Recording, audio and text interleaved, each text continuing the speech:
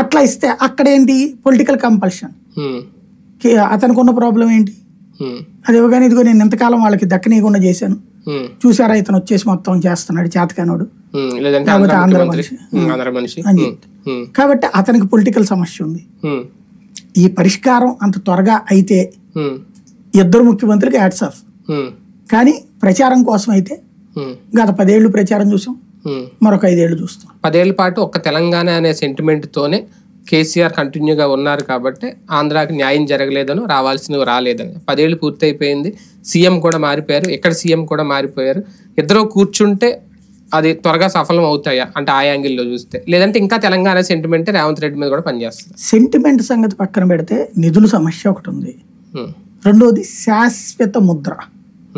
కేసీఆర్ ఆంధ్రవాడిని ముద్ద దెన్నయ్యకుండా లాక్కొచ్చాడ్రా, ఇది మొత్తం దోచిపెట్టాడ్రా అని ముక్కబడిపోయిందంటే సెంటిమెంటల్గా అవ్వదు, కానీ ప్రాక్టికల్గా ఒకటి కంట్రోల్ చేయలేకపోయాడు అన్నట్టు. అంటే ప్రతిపక్షానికి ఒక అవకాశం వస్తుందా అంతే అక్కడ అది.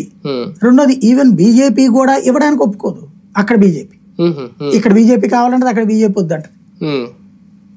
దీంట్లో రాజకీయ నిర్ణయం కాకుండా చిత్తశుద్ధితో ఇదిగో ఆంధ్రాకి మేము ఇవ్వాలి ఇచ్చాం, తెలంగాణకి మేము ఇవ్వాలి ఇచ్చాం, తీసుకుంటున్నాం అనే